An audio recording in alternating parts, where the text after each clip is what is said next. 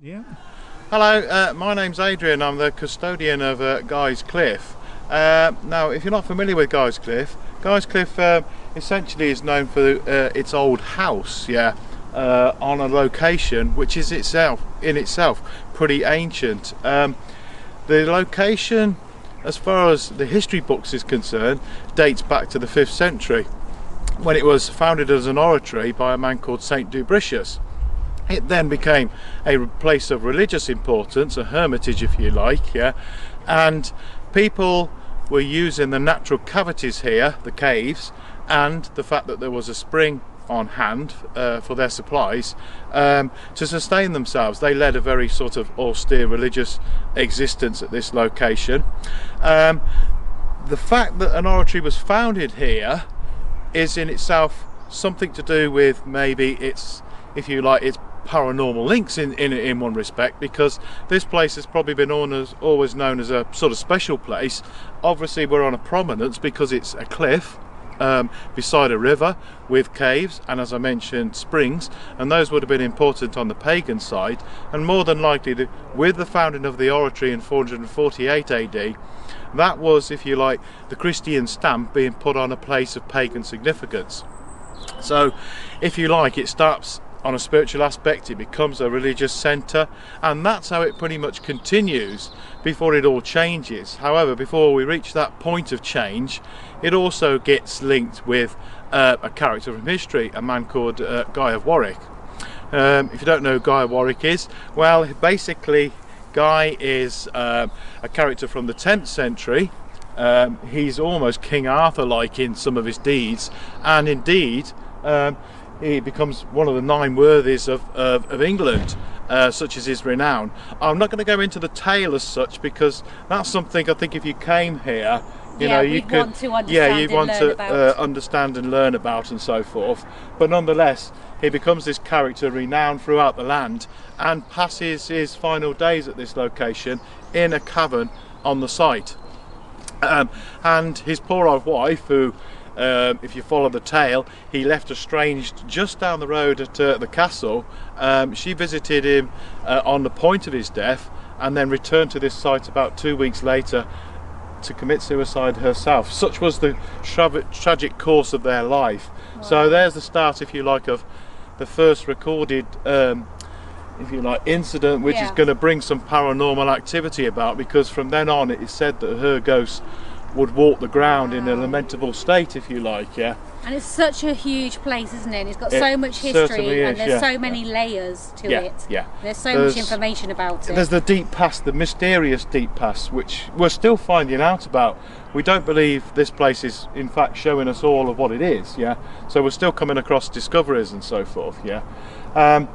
Now if I move forward a little bit in time, past, if you like, the hermitage and the religious people being on site, the hermits as it were, it all alters under the reign of King Henry VIII, when the dissolution of the monasteries had passed, and indeed of course that affected so many places across the land. Guy's Cliff was just one of those places. It gets then sold privately, and this brings, if you like, the start of its domestic side coming to the fore, with a man called Sir Andrew Flammock purchasing the site, and he builds the first house on the location. When you come here and you see the buildings, they're old in their own right, they're often as not the second or even the third incarnation of themselves. So the house behind us here, for example, is the, if you like, second proper house on the site. Oh, wow. And that the earlier house would have been that Flammock house, much more modest in its scale and so forth, but nonetheless quite a sizable property. The chapel would have been here, but the chapel in its own right is, and again, a replacement of the earlier chapel. So whereabouts the chapel in scenario to here then, in the building? That's a lot further along, isn't it? Yeah, the chapel, if we just look over the fence here, and hopefully the camera can grab it, the chapel's just off to the side of the main. So the chapel you're seeing presently is the chapel from principally the 1400s. It was rebuilt by under the will of one of the Earls of Warwick, who was actually told that he should restore or build a what's called a chantry chapel at this location, and for that gift he would be rewarded with the birth of a son, which him and his wife have been trying for. Right. So that's, if you like, the tale, if you like, well, that right, sort of happens, yeah. The chapel presently is one of the older parts, and the building, which is the principal house linked to it at the moment, is principally 1750 onwards, reaching its most majestic in the late 1800s, early 1900s, yeah. And of course it's quite a sprawling estate at that time. Even back then, when we have, if you like, paranormal contact with the spirits here, they actually tell us that the house was haunted back in its day, which is interesting. Wow. Yeah, okay. And there are things here perhaps that they did to try and stem that. Possibly they've blocked some of those, you know, hidden ways off, because they felt that, you know, something was coming up out of the ground that shouldn't. Because that comes up on investigations, that comes up, doesn't it? About it does. Hidden places and hidden areas. And we've been here before, and that has come up in the past before. Yes, totally. Yeah. For example, an example of that might be in the upper room, one of the upper rooms of the chapel, when the Freemasons, who were the present owners, came to this location and they needed to work on the floor of one of the chambers in there. They unearthed a bound cat within the floorboards there, and we think this is sort of one of those things that you put in a property to ward off evil and so forth. Now, it seems odd that they've done that in what is essentially a religious building, unless perhaps they were having some unaccountable incidences even back then, you know, and thought, okay, there's some gremlins getting in or something, we better put, you know, a token. I was going to say, because that wouldn't actually make sense. Yes, it would, because you'd think, well, hold on, that's a, you know, building with the history, dedicated to with God. the religious, yeah, and so forth. It shouldn't be happening, but nonetheless, it just goes to show some of the old folklore, especially in a rural location like this, is obviously still there and still practiced in a way. But it's one of those locations that's always had an air of mystery about it, that has had, you know, people report ghosts and so forth all across you know, the centuries, if you like, and still continues to have odd incidences to this day, not only with its paranormal stuff, but, you know, crop circles have appeared in the fields close by to us and so forth. So it's just one of those places, and which is why we love people coming in here, because the paranormal investigation also helps us sort of unearth the past as well. Because you can visit in the daytime as well, can't you?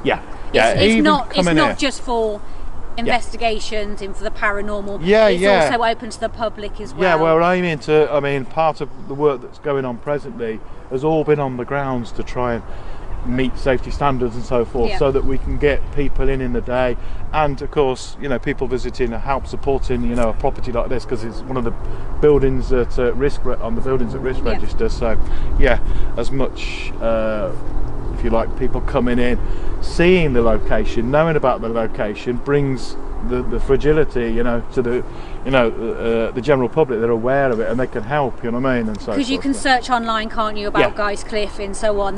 Yes, you can find the many tales. You certainly will come across the tale of Guy at Warwick, which is a big tale in its own right and worth reading about. And you know, like I say, Guy was one of those legendary figures. So it's not just you know, a rural manor house, as it were. It's got this association with almost a King Arthur style character in its depths as well. So that's interesting in its own right. So fantastic. So this is Felice's Leap, the lady I was talking about leapt to her death, committed suicide. Wow. Oh wow. So if I don't know whether your camera can pick it up, over on the horizon there, that's that group of trees on the hill. That's called Blacklow Hill, and that has a ghostly association. Back in the 1300s, under the reign of King Edward II, there was a man called Piers Gaveston, who was at that time the Earl of Cornwall. He was one of the King's favourites, and he was a very sharp, quick-witted chap, but he rubbed a lot of the other ruling earls up the wrong way, and a particular nemesis of his was the Earl of Warwick, who he affectionately called the Black Dog of Arden. and the two kind of hated each other really. He ended up being exiled, but he didn't keep to his exile. He ended up coming back, and he was subsequently seized by the Earl of Warwick, taken to the castle, and in a kangaroo court within the Great Hall, found guilty, of course. And the following day, in a mock procession, he was brought from there to Blacklow Hill, and then ran through and then beheaded. Wow.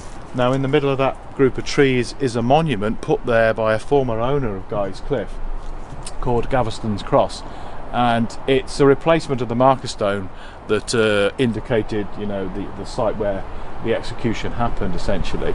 But there is a rumour that Piers Gaveston wasn't actually held at the castle in case he was sprung from it, that he may have been held at this location close by to Blacklow Hill, and then taken, you know, in the morning to face his you know, the decision, the consequences. Face his execution, rather. So there's so much more than you even But realise. the estate was all this that you can see on the horizon. I know it's very hard to make out in these dim conditions, but this was all part of the Guy's Cliff estate. You can imagine. And you can just about see the lights over there, which is the mill. So that's now a pub restaurant. That's the Saxon Mill. And again, there's ghostly links with that going on with that as well. Wow. And so on. Thank you very much. No worries. Very interesting.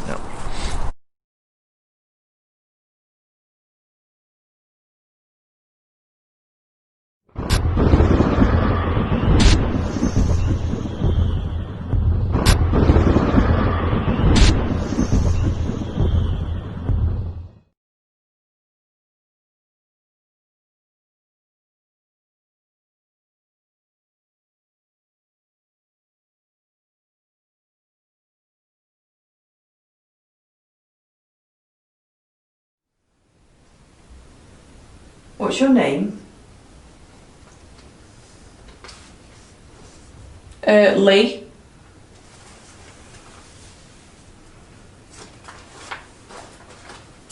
What, your name is Lee? Yep. Okay. You male or female? Are you simple? Sorry, I apologise, but are you male or female? Male. Thank you. So your name is Lee? Of course it is. Did you hurt the girl?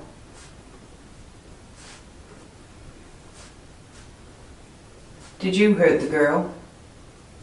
Yeah, with a big one.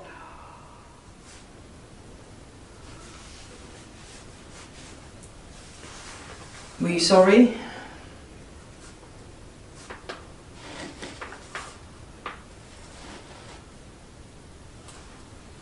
I suppose. It's not very nice, was it? No. Oh my God. What? Did he burn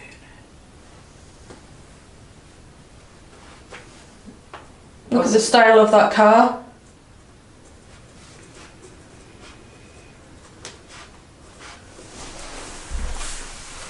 Can you see how many of us there are in this room, please? Major. How many of us in this room are there?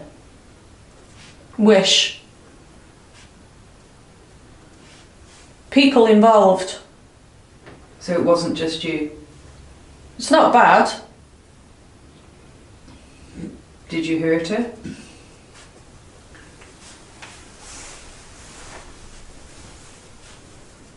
God damn, I did. That's not very nice though, is it? Was it in this room?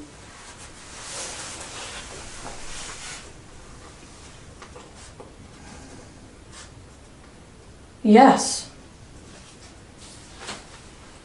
I'm hungry. What's your surname? What's your second name, sorry?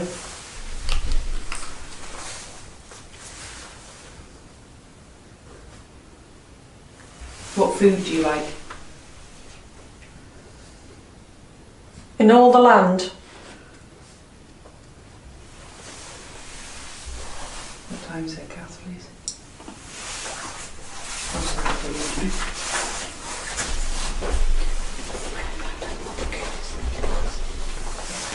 You know the girl that you... Oh, Lee. 20 past. Okay, Lee, what was the name of the girl that you hurt? I didn't want her to go to the police. Okay, but what was her name, please? I won't tell anyone. Please give me her name. It's,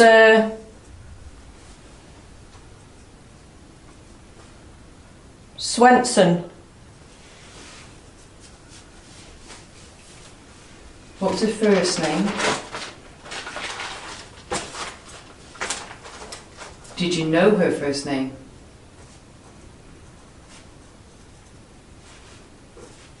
Leslie. Thank you very much. Thank you. Okay. Is she at peace now? Yes. What was that? What did she do? My baby. She had your baby? Yeah, on that.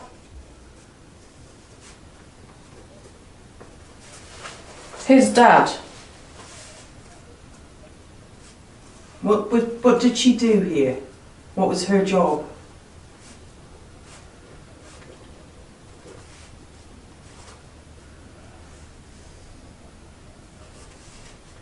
Alex? Her dad was Alex.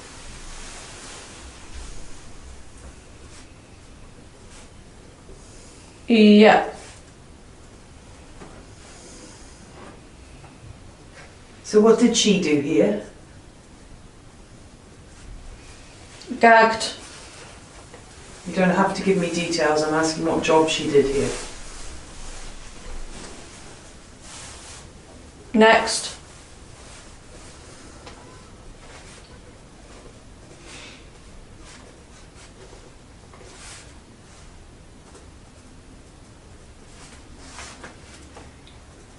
Stay here.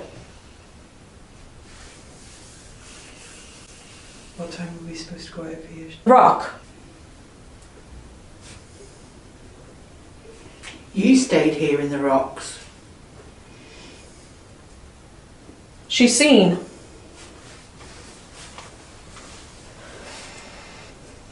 Kill. On the rock. She fell from the rock. Hello. Who are you?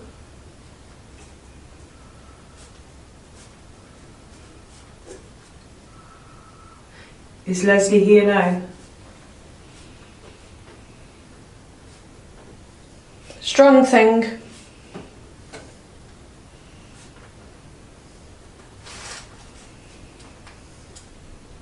It went up to her neck.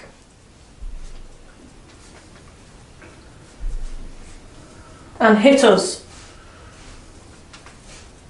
I think she's been on Down in the box.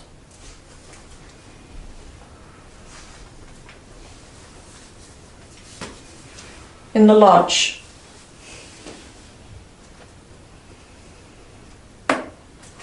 Time? Yeah? What time is it? How long has she been? Helpful.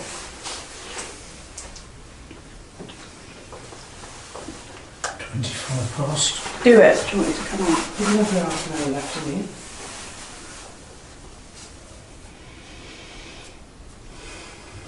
here. Yeah, she better have. She's been under quite a while. Shut up.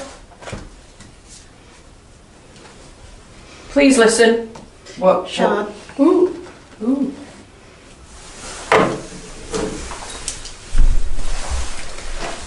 Okay. Yeah.